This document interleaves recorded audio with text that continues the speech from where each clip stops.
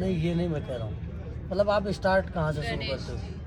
गणेश जी का आह्वान करते थे। जैसे आप पहले प्राणायाम करके फिर ध्यान में बैठते हो, कि सीधे ध्यान में बैठ जाते हो और उसके बाद आप सीधे मतलब सीधे ध्यान में? पहले तो प्रक्रिया चेंज करो आप, ठीक? जब भी कभी हमें ध्यान में बैठना है तो हम पहले सुव्यवस्थित होकर बैठेंगे, ठीक? और हनुमान जी की, तुलसीदास जी की वो जो शब्द हैं, कंचन बरन विरासु वेसा कानन कुंडन गुंचित केसा, ठीक? इस वर्ण को साफ सुथरा करके व्यवस्थित होकर बैठ कर, ठीक?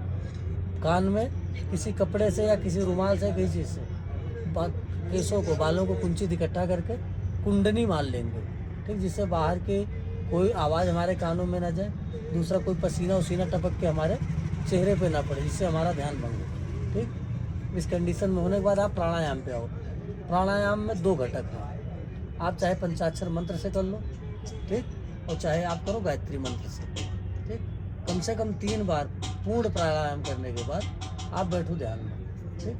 ध्यान में बैठो तो अब ध्यान में बैठने के बाद आप क्या करोगे?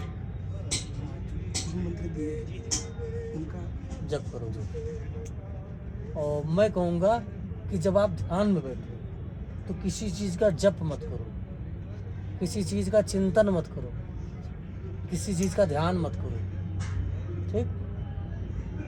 किसी भी चीज़ को आप अपने दिमाग में रखो ही मत, XYZ कुछ भी नहीं। आंख बंद करने के बाद एक वैचारिक मतभेद जो हमारे दिमाग में है, जिसे कहते हैं कि तमाम तरह की बातें, वो काफ़ी उथल पुथल करेंगी, बातों को उलझाएंगे, क्या सही है क्या गलत है, क्या किया क्या नहीं किया, कौन दोस्त है कौन यार है, क्या सही क्या गलत है, ये तमाम तरह के विचार आपके मस्तिष्क में चलेंगे। ये चलने के बाद काफ़ी देर तक चलने के बाद ये शांत हो जाएंगे धीरे धीरे, ठीक? इसके बाद कुछ तरंगें आपको दिखेंगी, कभी किरण दिख सकती है, कुछ और टिमटिमाहट दिख सकती है, कभी बिल्कुल सफ़ेद, कभी बिल्कुल बैंगनी, कभी बिल्कुल पीला, ऐसे कुछ कलर दिखेंगे। आप इन कलरों के परे जाना, आपको जो कलर दिखेंगे इन कलर के परे जाना है। और जब इस कलरों को भी आप निगलेक्ट करते चलोगे कि मुझे इससे कोई मतलब नहीं है, तो ऐसी अवस्था में आपकी स्थिति शून्य की तरफ बढ़ेगी, क्योंकि इसके बाद कुछ बचता नहीं है। सबसे पहले हमारे विचार, और विचारों के बाद ये तरंगों के अलावा फिर कुछ नहीं है, सब शून्य की स्थिति है, ठीक? बिल्कुल गुड़ुप अंधेरा। और जब बिल्कुल गुड़ुप अंधेरा का आभास हो और शून्य की स्थिति में आप पहुंच जाओ, तो आपको लगे कि हमें ये भी नहीं ध्यान है कि हमारी सांसें चल रही हैं या नहीं चल रही।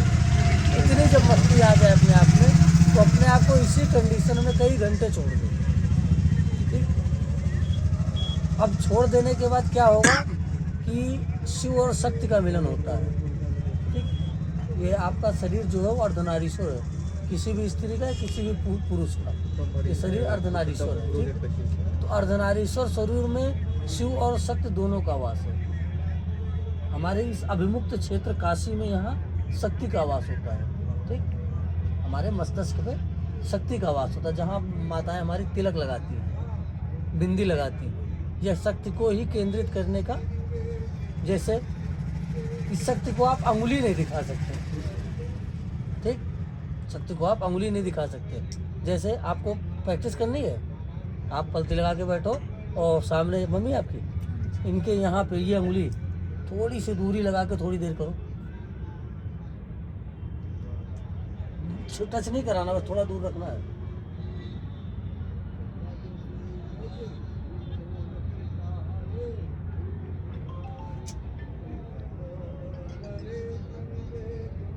आवाज हो रहा है भैया?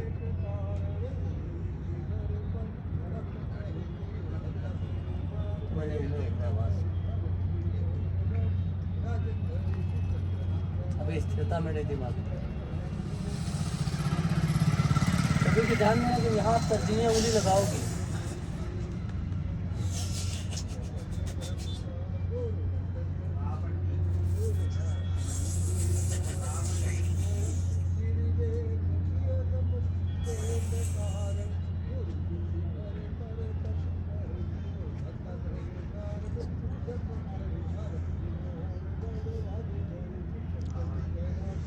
Come on, Marty, come on.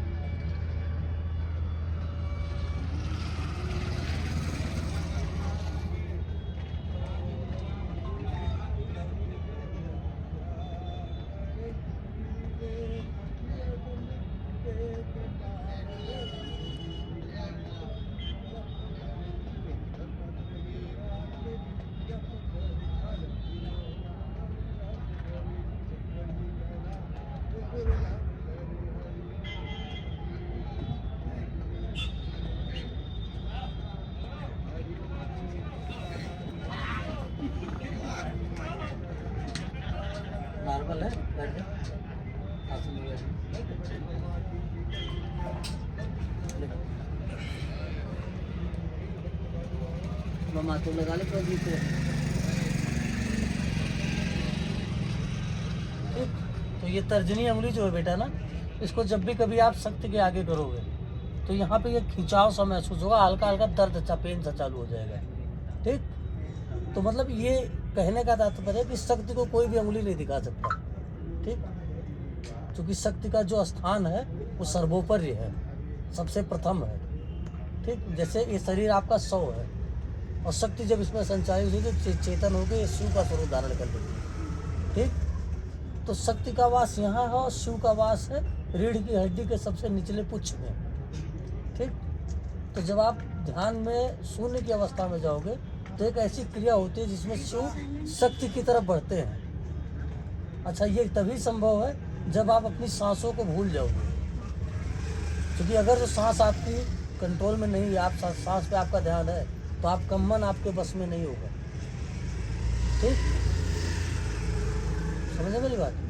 और जब आप शून्य की अवस्था से ऊपर उठोगे तो शिव और शक्ति का जब मिलन होगा बेटे ना, तो पूरा ब्रह्मांड, पूरा सृष्टि जो सत्य है, अहम ब्रह्मास्मि की जो भावना है, आप ही ब्रह्म हो, नर रूप में आप ही नारायण का वास हो, ये चीज़ आपको आभास होगा और आप वो चीज़ पाओगे जो केवल अंतोगत्वा कैलाश लोकोगता की भावना रखने वाला ही पाता है। ठीक, जिसे मोक्ष की क्रिया कहते हैं। ठीक, तो ये है ध्यान और ये है हमारी सलाह आपके लिए। ठीक, रही बात अब गुरु मंत्र की, जैसे बच्चे ने कहा गुरु मंत्र जपना, तो गुरु मंत्र को जपने का एक काल होता है। ठीक, आप अपनी संध्योपासना करो, संध्योपासना के बाद सूर्य को अर्घ दो, गायत्री का जप करो, विनियोग करो, इसके बाद आप गुरु मंत्र जप करो। ठीक, उसके बाद जो भी ईश्वर है या गुरु महाराज की आरती करके पूर्ण विराम। ठीक, अगला दिनचर्या कार्य शुरू। ठीक, अच्छा, इसकी ये कंडीशन कभी पहले भी थी ऐसी? पहले से ऐसी है?